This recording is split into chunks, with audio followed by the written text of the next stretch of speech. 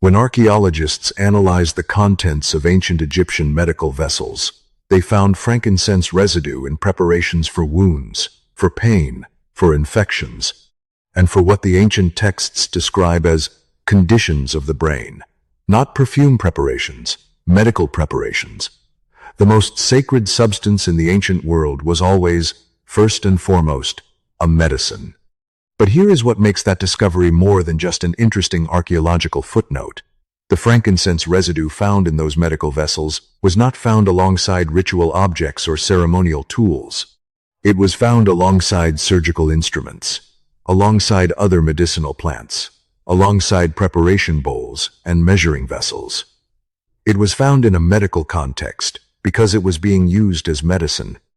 And this pattern repeats across every civilization that ever encountered frankincense. The Egyptians used it as medicine. The Greeks prescribed it.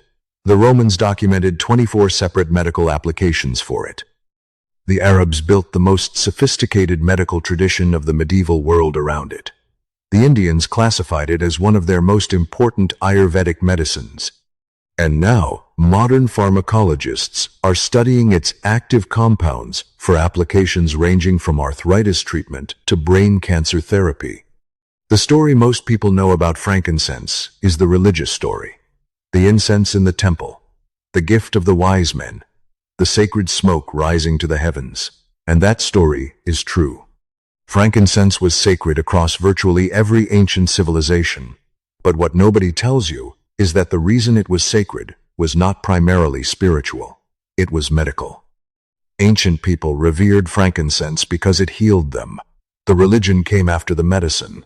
This is the full story of frankincense, where it came from, what ancient healers across 6 civilizations actually used it for, why the most sophisticated medical minds in human history considered it indispensable, and what modern science has confirmed about a resin that has been healing people for 5,000 years.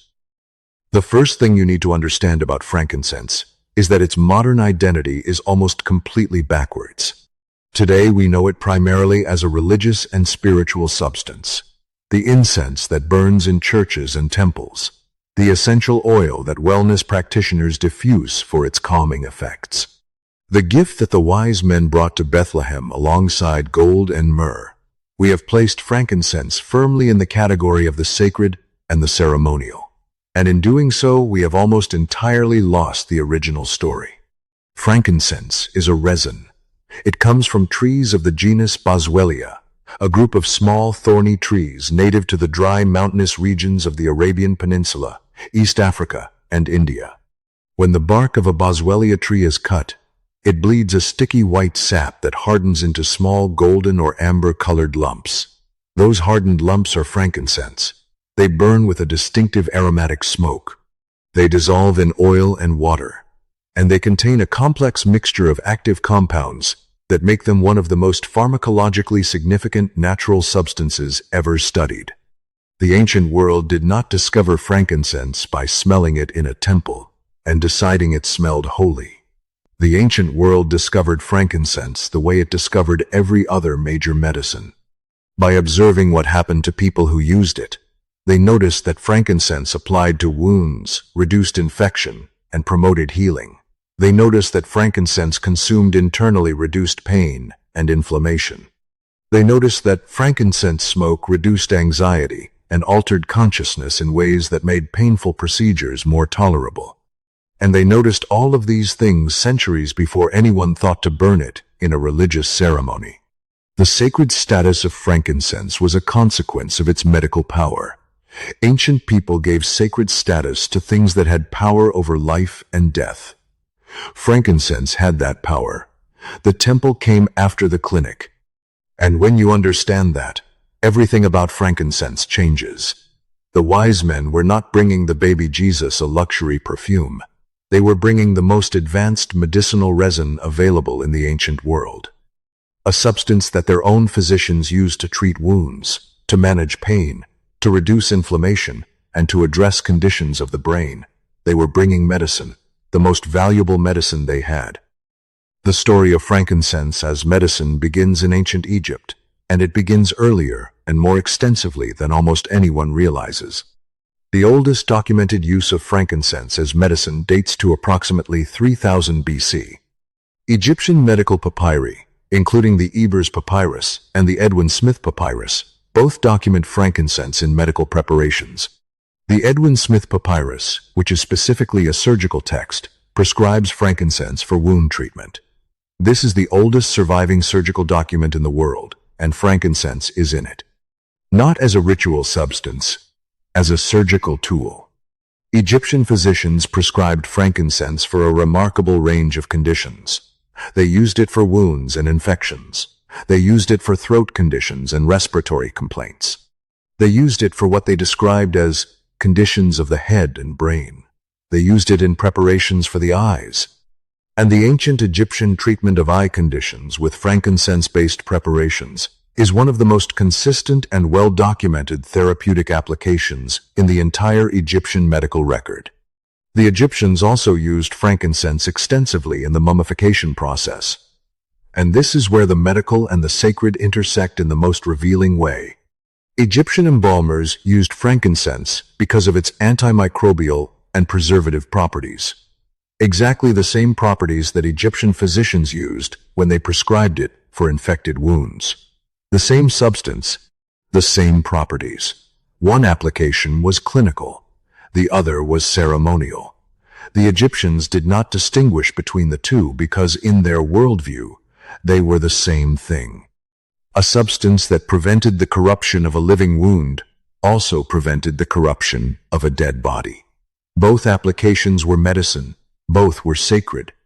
Egyptian physicians also used frankincense in what we might call aromatherapy, but which in the ancient Egyptian context was deliberate pharmacology.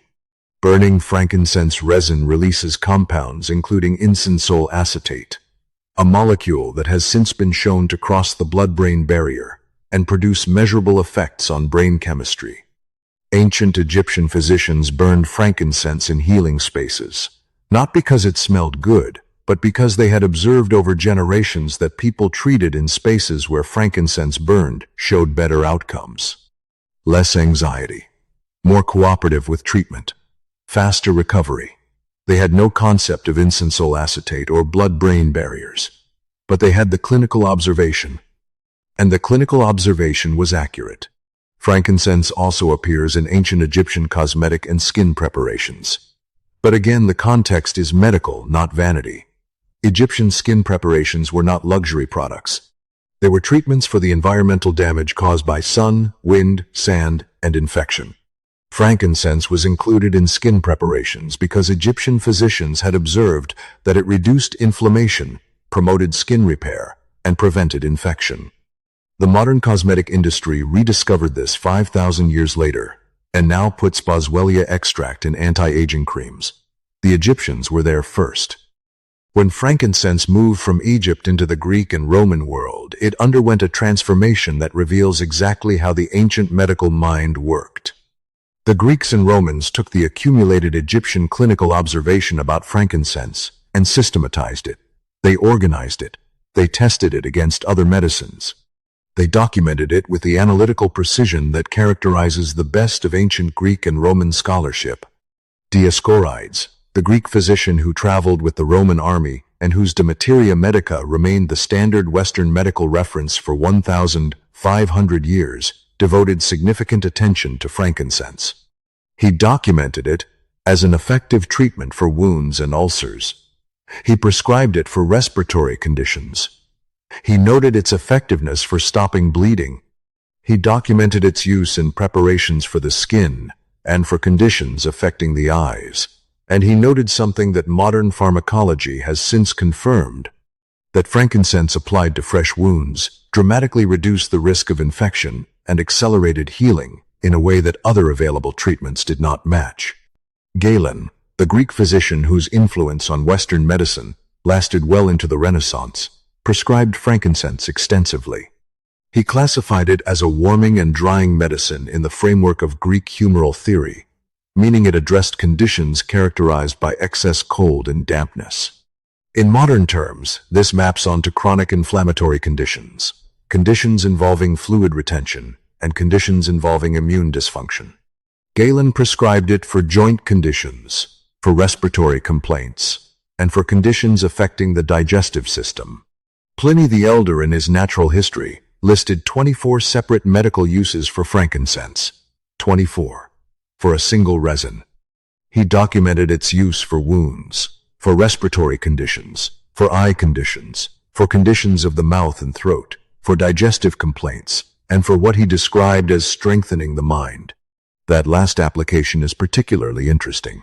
Pliny was describing what modern researchers now understand as the psychoactive properties of incensol acetate, the compound released when frankincense burns. He had observed clinically that people who used frankincense showed improved mental function and reduced anxiety. He could not explain why. Modern neuroscience can. The Roman military also used frankincense extensively as a field medicine. Roman surgeons carried frankincense as a standard component of their medical kit, alongside other wound treatments. When Roman legions operated far from supply lines in hostile territory, the frankincense in a military physician's kit was considered as essential as surgical tools. This is the same logic that led ancient Ayurvedic physicians to include it in surgical preparations and Egyptian embalmers to include it in preservation procedures. A substance that reliably prevented wound infection in pre-antibiotic conditions was not just useful, it was essential. The Islamic Golden Age produced some of the most rigorous medical thinking in human history, and frankincense was central to that tradition, in ways that are almost entirely unknown in the modern world. Ibn Sina, known in the West as Avicenna, whose canon of medicine became the standard medical reference across both the Islamic world and medieval Europe, devoted extensive attention to frankincense. He classified it as a warming and strengthening medicine with particular effectiveness for conditions of the brain and nervous system. He prescribed it specifically for forgetfulness and what he described as weakness of the mind. He documented it for tumors, for inflammatory conditions of the joints, for infections, for conditions of the chest, and as a wound-healing agent of the first rank. Ibn Sina also made an observation about frankincense that was remarkably ahead of its time. He noted that frankincense appeared to have a specific effect on abnormal tissue growths. In the language of medieval Islamic medicine, he described it as dissolving hard swellings and resisting abnormal formations. In modern oncological language, this describes anti-tumor activity. The compound responsible, Boswellic acid, and specifically its most active form known as AKBA, or acetyl-keto-beta-boswellic acid, is currently being studied in clinical trials for its activity against multiple cancer types. Ibn Sina identified this property in the 11th century. Al-Razi, whose clinical precision made him one of the greatest physicians of any era, documented frankincense for its wound-healing properties, its anti-inflammatory effects, and its applications in treating conditions of the joints and muscles. He was particularly specific about its use in preparations for arthritic conditions, noting that both internal consumption and external application of frankincense preparations produced measurable reduction in joint swelling and pain. In Ayurvedic medicine, frankincense is known as shalaki, or Indian frankincense, and comes specifically from the Boswellia serrata tree native to India. Ayurvedic physicians classified it as a rasayana, a substance that promotes longevity and vitality, and documented it extensively for inflammatory joint conditions, for conditions of the digestive system, and for respiratory complaints. The Ayurvedic documentation of shalaki for joint conditions is one of the most consistent and well-supported therapeutic applications in the entire ancient herbal record. Ancient Indian physicians had observed over centuries of clinical practice that shalaki produced reliable and significant reduction in joint inflammation, pain, and stiffness in ways that other available treatments did not match. They had no concept of inflammatory pathways or leukotriene synthesis, but they had the clinical observation, and they had it right. The primary mechanism by which Boswellia reduces joint inflammation is inhibition of a specific inflammatory enzyme called 5-lipoxygenase. This is a completely different pathway from the one targeted by modern anti-inflammatory drugs like ibuprofen. Ancient Ayurvedic physicians had identified a novel anti-inflammatory mechanism 2,000 years before modern pharmacology discovered the mechanism existed. Let us step back and look at the full picture. Ancient Egypt, Greece, Rome, the Islamic world, ancient India, and we could add ancient China, where frankincense appears in traditional Chinese medical texts for conditions of the blood and for pain. 6 major medical traditions spanning 5,000 years of documented history. 6 different languages, frameworks, and philosophies of medicine. And every single one of them independently documented the same resin for largely the same conditions.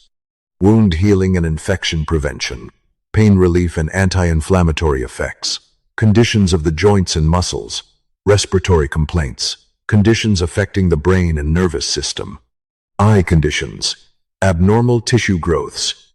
This is the convergence pattern we have seen with every major ancient medicine in this series. Independent confirmation across cultures that had no direct medical contact with each other. But what makes frankincense's convergence unique is its scope in time. 5,000 years. That is longer than any other medicine we have discussed. Frankincense has the longest continuous documented medical history of any substance in the ancient pharmacopoeia. And the quality of the documentation is extraordinary. These are not folk tales or oral traditions being recorded centuries after the fact. These are systematic clinical observations written down by trained physicians at the time of practice. The Edwin Smith Papyrus surgical text prescribing frankincense for wounds is 3,500 years old. Dioscorides documenting frankincense in De Materia Medica is 2,000 years old. Ibn Sina describing frankincense's effects on abnormal tissue growths is 1,000 years old. And every one of those observations is consistent with what modern biochemistry is finding when it analyzes the active compounds of Boswellia resin in the 21st century. That is not coincidence. That is signal, the strongest possible signal. And the modern scientific community is finally paying attention. If this is showing you frankincense in a way you have never seen it before, take a second right now and share this with someone who needs to hear it. Subscribe if you have not already.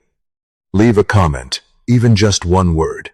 That is genuinely how more people find this content, and it means more than you know. Thank you for being here. Now let us get into the science. The key to understanding why frankincense works is a family of compounds called Boswellic acids. These are the primary active compounds in Boswellia resin, and they are unlike almost anything else in the plant world. Boswellic acids work primarily by inhibiting inflammatory enzymes. The most important of these is the enzyme called 5-lipoxygenase. This enzyme drives the production of inflammatory molecules called leukotrienes. Leukotrienes are particularly important in inflammatory conditions, affecting the joints, the lungs, and the gut. They play a central role in arthritis, in asthma, and in inflammatory bowel conditions. Standard pharmaceutical anti-inflammatory drugs like ibuprofen and aspirin target a different inflammatory enzyme called cyclooxygenase. Boswellic acids target 5-lipoxygenase directly. This means frankincense and standard anti-inflammatory drugs work on completely different inflammatory pathways and can potentially complement each other rather than duplicate each other. The most potent boswellic acid is called ACBA, which stands for acetyl-keto-beta-boswellic acid. ACBA has attracted significant research interest because of the breadth and potency of its biological activity. It inhibits 5-lipoxygenase. It inhibits NF-κB, the master inflammatory regulator that curcumin also inhibits. It has demonstrated activity against cancer cells in multiple laboratory studies. And it has shown neuroprotective effects in early research. One compound, multiple simultaneous mechanisms. The same pattern we saw with curcumin and turmeric and thymoquinone and black seed.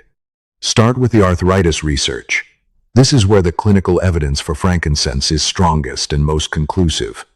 A 2003 randomized controlled trial, published in the journal Phytomedicine, found that Boswellia extract produced significant improvements in knee pain, knee flexion, and walking distance in patients with osteoarthritis compared to placebo.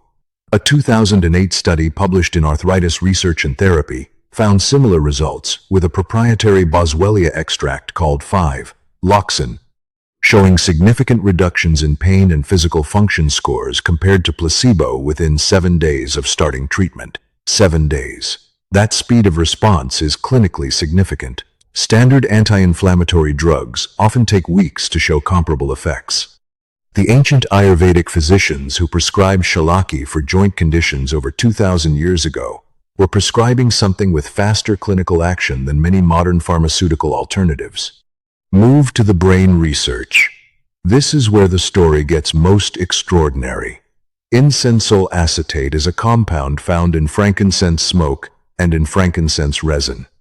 A landmark 2008 study published in the Federation of American Societies for Experimental Biology journal demonstrated that incensol acetate activates a protein receptor in the brain called TRPV3.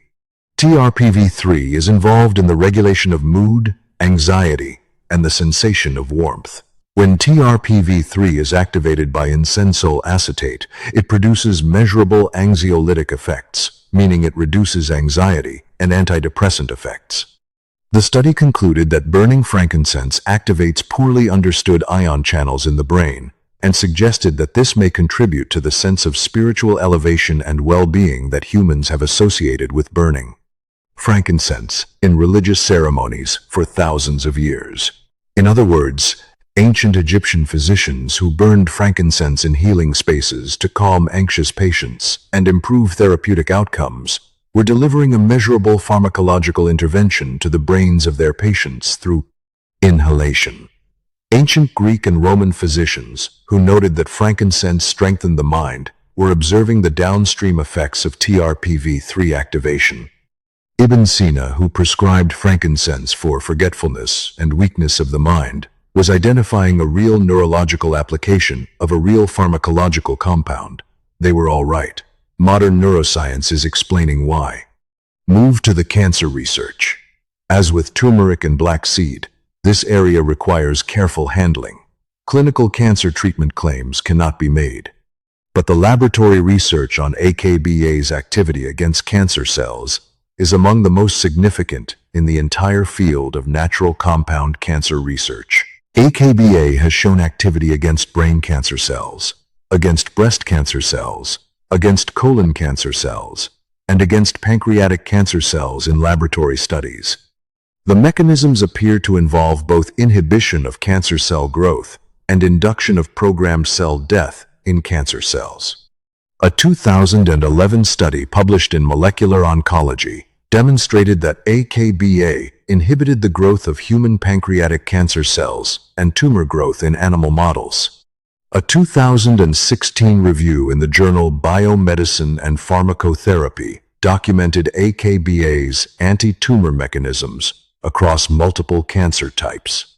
This is the research that validates Ibn Sina's 11th century observation that frankincense dissolved hard swellings and resisted abnormal formations. His clinical language was imprecise. His clinical observation was accurate. Move to the respiratory research. The ancient world's consistent prescription of frankincense for respiratory conditions has been validated by modern research demonstrating Boswellia's effectiveness in asthma. A 1998 study published in the European Journal of Medical Research found that Boswellia extract reduced asthma symptoms and improved lung function in 70% of patients compared to 27% in the placebo group. The mechanism is the same 5-lipoxygenase inhibition that drives frankincense's anti-arthritic effects. Leukotrienes are central to asthmatic inflammation, and frankincense's targeted inhibition of leukotriene synthesis directly addresses the primary inflammatory mechanism in asthma. Every ancient tradition that documented frankincense for breathing conditions was prescribing something with a confirmed pharmacological basis. Move to the gut research. Ancient physicians across multiple traditions documented frankincense for digestive conditions and inflammatory bowel complaints. Modern clinical trials have confirmed its effectiveness in inflammatory bowel disease. A 2001 study published in the European Journal of Medical Research demonstrated that Boswellia extract was as effective as the standard pharmaceutical treatment sulfasalazine in patients with active Crohn's disease, with significantly fewer side effects. A separate trial found similar results in ulcerative colitis. The ancient prescriptions for gut conditions were not vague wellness claims. They were accurate clinical observations about a specific anti-inflammatory mechanism that modern gastroenterology is now incorporating into treatment protocols. The active compounds of frankincense, boswellic acids, AKBA, and incensol acetate explain virtually every therapeutic observation that ancient physicians recorded across 5,000 years of clinical practice. The wounds healed because of antibacterial and wound-healing properties. The pain reduced because of 5-lipoxygenase inhibition. The anxiety calmed because of incensol acetate and TRPV3 activation. The joints improved because leukotriene synthesis was inhibited. The breathing opened because airway inflammation was reduced. The minds cleared because neuroinflammation was addressed. Ancient physicians observed all of these effects without understanding any of the mechanisms. Modern science is providing the mechanisms, and every mechanism confirms the ancient observation. Knowing that frankincense works is one thing. Understanding how ancient healers actually prepared and used it is another. And the ancient preparation methods were considerably more sophisticated than burning a resin stick and enjoying the smell. Ancient healers worked with frankincense in 4 primary ways. The first was direct inhalation of burning resin. This is the preparation most associated with frankincense in the modern imagination. Small pieces of hardened resin placed on burning charcoal or hot coals, releasing aromatic smoke. But in the ancient medical context, this was not ceremonial. It was pharmaceutical. Ancient physicians who burned frankincense in healing spaces were delivering incensol acetate and other volatile compounds directly to the respiratory systems and through the lungs into the bloodstreams of their patients. This was a delivery method for active compounds. Ancient Egyptian physicians burned it in spaces where patients were being treated for pain and anxiety. Ancient physicians used it to calm patients before surgical procedures. The calming and analgesic effects of inhaled frankincense smoke that ancient physicians had observed clinically are now fully explained by the neuropharmacology of incensol acetate. The second was frankincense dissolved in oil or fat. Ancient physicians across multiple traditions, Egyptian, Greek, Roman, Ayurvedic, and Islamic, all developed preparations in which frankincense resin was dissolved or infused into oil or fat bases. These preparations were used both internally and externally. Applied externally to wounds and inflamed joints, the oil-based preparations delivered boswellic acids directly to the affected tissue. Applied to the skin for conditions of inflammation, the lipid base increased the absorption of the active compounds. Taken internally for digestive and systemic inflammatory conditions, the oil-based preparation improved the bioavailability of boswellic acids, which, like curcumin and turmeric, are significantly more bioavailable when taken with fat than when taken alone or in water. Ancient physicians had observed this clinically and built it into their preparations without knowing the pharmacokinetic reason why. The third was frankincense, taken directly as resin or powder. Small pieces of frankincense resin chewed directly, or frankincense ground into a fine powder and taken with honey or water, was prescribed across multiple ancient traditions for internal conditions. Ayurvedic physicians prescribed shalaki resin directly for joint conditions and inflammatory bowel complaints. Islamic physicians prescribed frankincense powder in honey preparations for conditions of the brain and nervous system. Ancient Egyptian physicians included powdered frankincense in internal preparations for infections and conditions of the head.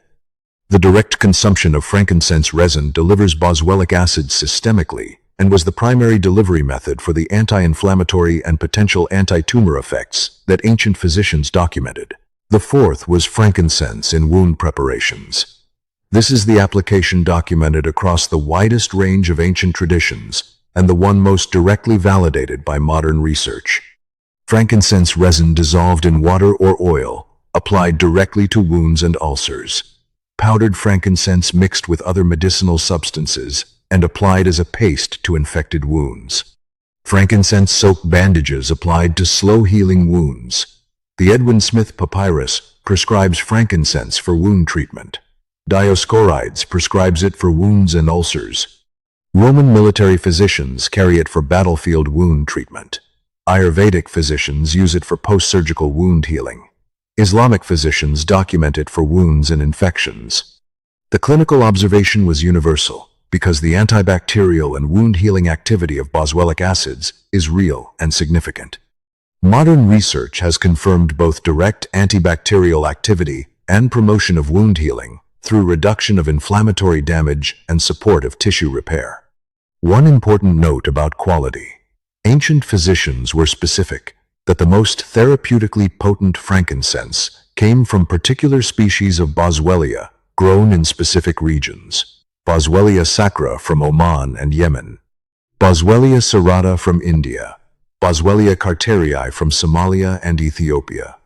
These are not interchangeable. The boswellic acid content varies significantly between species and between growing regions and harvesting practices. Modern research has confirmed that boswellic acid content in commercial frankincense products varies dramatically. A 2016 study found that many commercially available Boswellia supplements contain significantly less AKBA than their labels claimed. Ancient physicians who specified the source and quality of their frankincense were not being ceremonially precise. They were being pharmacologically precise. Quality matters with frankincense. It always has. So what do we do with all of this? Frankincense is not a miracle cure. Ancient healers never treated it as one. They understood it as a powerful, well-documented, broadly effective medicinal resin with a specific and well-observed range of effects. They used it carefully, consistently, and in precisely formulated preparations. And what they recorded across 5,000 years of clinical practice has now been confirmed by some of the most rigorous pharmacological research in the history of natural medicine. Here are the three things that stay with me most from this story. The first is the nativity story. When you understand frankincense as medicine, the gifts of the wise men change completely. Gold makes sense as a gift for a king. Myrrh makes sense as a burial preparation for one who would die. And frankincense makes sense as the most advanced medicinal substance of the ancient world brought for one who would heal. The wise men were not bringing luxury gifts. They were bringing what mattered most in the ancient world. The power to heal, the power to reduce pain, the power to calm the mind and treat the body. Frankincense was the most valuable thing they had, and it was valuable because it worked. The second is the clinical continuity. 5,000 years is a long time. From the Edwin Smith Papyrus prescribing frankincense for surgical wounds in 1500 BC to the 2008 phytomedicine trial demonstrating its effectiveness in knee osteoarthritis, every generation of physicians who worked with frankincense arrived at the same conclusions. Wounds healed, pain reduced, inflammation resolved, minds cleared, breathing opened. No other substance in the history of medicine has this length and consistency of clinical documentation. That is not tradition. That is accumulated evidence. The strongest possible form of evidence available to a pre-scientific civilization. The third is the most practical. Frankincense is available. The resin can be purchased from specialty stores and online suppliers. High-quality Boswellia extract supplements are available and affordable. The ancient preparations. Frankincense resin dissolved in oil for joint conditions. Boswellia extract taken daily for inflammatory conditions. Frankincense burned in spaces where calm and mental clarity are needed. These are not complicated. They do not require a prescription or a specialist. They require the knowledge of what you are actually working with and the understanding that this resin has been the most consistently documented medicine in human history for 5,000 years. The Egyptian surgeons trusted it. The Greek and Roman physicians trusted it. Ibn Sina trusted it. The Ayurvedic tradition built a specific subcategory of medicine around it. And modern clinical trials are confirming why every one of them was right. The smoke rising from burning frankincense in a temple has a pharmacological effect on the human brain. The ancient world knew this. They called it the presence of the divine. Modern neuroscience calls it TRPV, 3 activation. Both descriptions point to the same real experience, caused by the same real compound. Frankincense was always medicine. The sacred story was always the medical story. And knowing that, you can decide how to use it. If this opens something up for you, the best thing you can do is subscribe, leave a comment, and share this with someone who needs to hear it. That is genuinely how more people find this content. Please keep us in your prayers. God bless you.